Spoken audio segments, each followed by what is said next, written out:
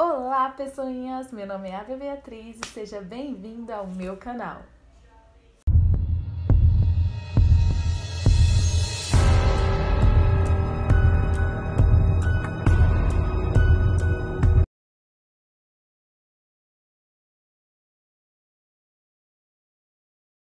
A família Richthofen era constituída pelo pai Manfred, a mãe Marisia, a filha Suzanne e o irmão Andreas.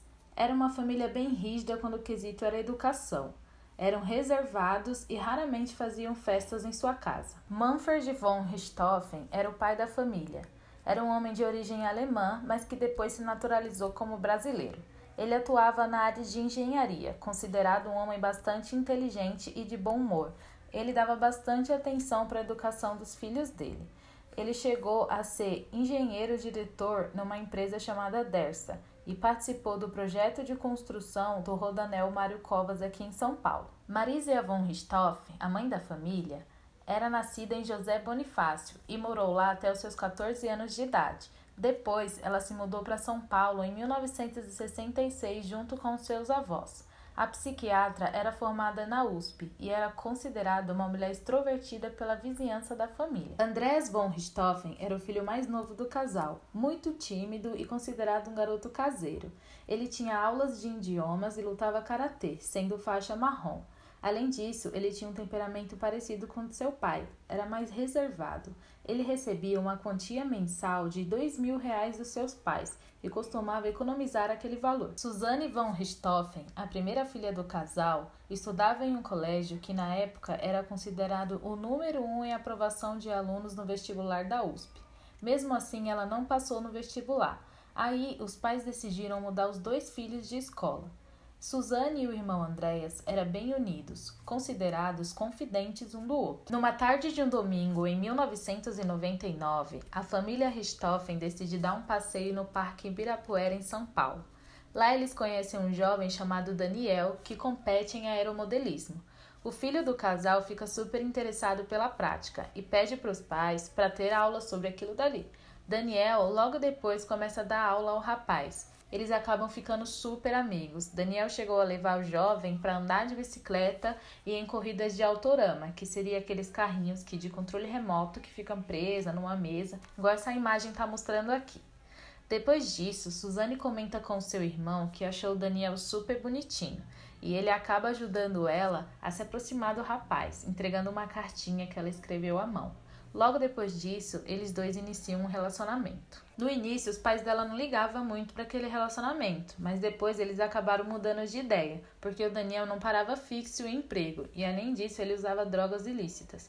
Então, o relacionamento logo virou motivo de briga entre os pais e a filha. Toda vez que ela se encontrava com o jovem, acontecia mais uma briga. Suzanne passou a sair escondida da sua casa de noite para dormir com Daniel.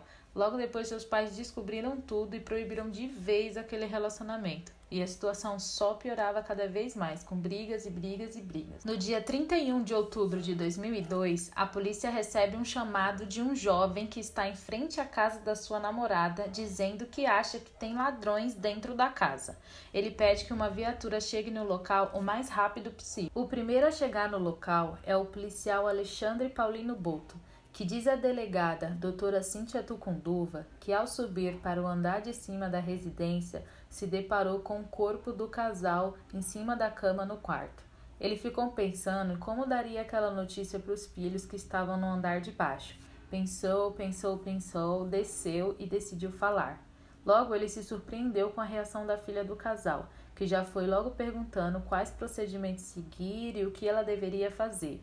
Suspeitando de toda aquela situação, ele pediu que a preservação da cena do crime fosse impecável. A delegada foi até o local do crime e descreveu a casa como de alto padrão com muros bastante altos. Ela foi até o jardim, onde tinha uma placa que dizia: "Aqui mora uma família feliz".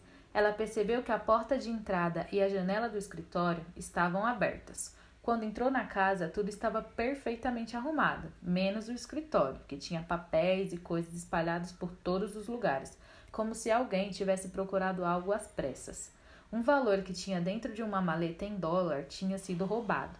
Ela foi até o andar de cima e chegou no quarto do casal. A cena do crime tinha requintes de crueldade. tinha uma arma do lado do corpo de Manfred, mas logo depois a hipótese de suicídio foi descartada. A delegada viu que a casa não tinha sido arrombada, que o sistema de segurança tinha sido desligado e que Suzane e seu namorado teriam deixado Andreas, o filho mais novo do casal, em uma lan house durante a madrugada. E depois disso, eles foram para um motel e pediram um recibo para comprovar que estavam no local. Tudo isso parecia muito suspeito para ela. O Dr. Ricardo Salada, que é perito criminal, recebe as informações de que um casal teria sido morto em sua casa.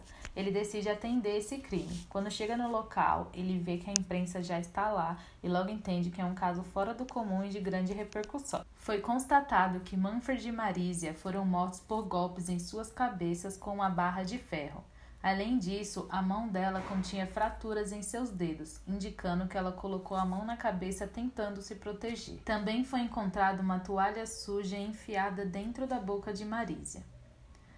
Eles foram enterrados em uma cerimônia comovente com a presença dos seus familiares e filhos. A hipótese de latrocínio estava sendo vista com desconfiança pelos policiais. Várias coisas na cena do crime deixavam claro que aquilo não teria ocorrido, como, por exemplo, a arma de Manfred foi deixada no local, as joias da família também foi deixada no local, e só o quarto do casal teria sido bagunçado pelos indivíduos.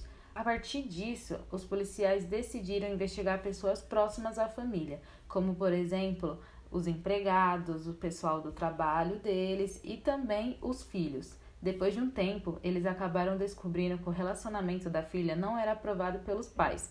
Assim, Daniel e ela se tornaram os principais suspeitos. No decorrer da investigação, a polícia é surpreendida por uma informação.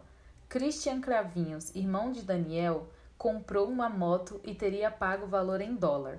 Eles levaram o rapaz até a delegacia e começaram a interrogar, pressionando, perguntando aonde ele teria conseguido aquela quantia. Depois de tanta pressão e tantos questionamentos, ele acaba cedendo e falando: "Eu sabia que a casa ia cair." Suzane e os irmãos Cravinhos tiveram a ideia do crime e planejaram como seria tudo. No dia 30 de outubro de 2002, Suzane e seu namorado Daniel levaram Andreas a uma lan house. Depois disso, encontraram Christian Cravinhos, que entrou no carro do casal e se direcionou até a casa da família von Richthofen. O vigia da rua viu o carro da filha do casal entrando na garagem em torno de meia-noite, já sendo dia 31/10. Ela abriu a porta de casa para que os irmãos Cravinhos entrassem. Foi até o andar de cima, acendeu a luz do corredor, foi até o quarto dos seus pais e verificou que eles estavam dormindo. Depois ela desceu, entregou luvas cirúrgicas e sacos plásticos para os dois irmãos, para que eles cometessem um crime. Uma observação aqui é que os peritos não identificaram a posição da Suzane durante o crime, mas, ao seu depoimento, ela disse que aguardou no andar de baixo enquanto os dois rapazes cometiam o crime. Daniel golpeou Manfred várias vezes na cabeça, enquanto seu irmão golpeava Marisia. Depois que eles pararam, Marisia começou a apresentar alguns ruídos saindo de sua boca, descrito por Christian como parecido com roncos. Então ele decidiu enfiar um pano em sua boca para ter certeza que ela estava morta. Enquanto isso, Suzane ia até o escritório da casa, pegava uma maleta que ela sabia que tinha certo valor em dólar, abria ela com uma faca e entregava o valor para Christian como forma de pagamento pela sua participação no crime. O casal, então, Daniel e Suzane, vão até o motel e, ao sair, solicitam a nota fiscal para comprovar que estavam no local. Então, como apresentado no recibo, o casal saiu do motel em torno das 3 horas da manhã. Foram até a lan house buscar Andreas, depois foram para a casa de Daniel e só mais tarde foram para a casa da família, em torno das 4 horas da manhã. Aí eles deram início a toda aquela simulação de surpresa com a situação da casa. Em uma entrevista para o Fantástico, o advogado de Suzane foi acusado de criar toda uma farsa para a televisão. Um microfone que ficava na blusa da jovem captou um áudio onde ele orientava a jovem a fingir que estava chorando e colocar toda a culpa do crime em cima do seu ex-namorado, o que deixou a população ainda mais chocada com toda aquela situação. O julgamento dos acusados durou cerca de 6 dias. Ele se iniciou no dia 17 de julho e foi encerrado no dia 22 de julho de 2006. Após uma votação, os jurados decidiram. e consideraram os 3 réus culpados pelo duplo homicídio qualificado. Christian Cravinhos foi condenado a 39 anos de prisão. Daniel Cravinhos foi condenado a 39 anos e 6 meses de prisão. Suzanne von Richthofen foi condenada a 39 anos de prisão. Em 2015, 12 anos depois de ter sido condenada, Suzanne deu uma entrevista ao apresentador de TV Gugu Liberato, onde ela dizia estar arrependida pelo que fez e sentir falta dos seus pais. Ela também citou a intenção de abrir mão da sua herança. Naquela época não existia uma lei que impedisse que filhos que mataram seus pais recebessem a sua parte na herança. Atualmente, Suzanne já tem direito às famosas saidinhas. Em dezembro de 2020, ela saiu para passar o Natal e o Ano Novo fora da penitenciária e retornou no dia 5 de janeiro. Bom, pessoal, esse foi o caso de hoje. Se você gostou desse vídeo, não esquece de deixar o seu like. Se tem alguma sugestão de caso para esse canal, escreve aqui nos comentários que eu vou amar. Não esquece de ativar o sininho para os próximos vídeos que eu vou estar postando. Um beijão e até mais!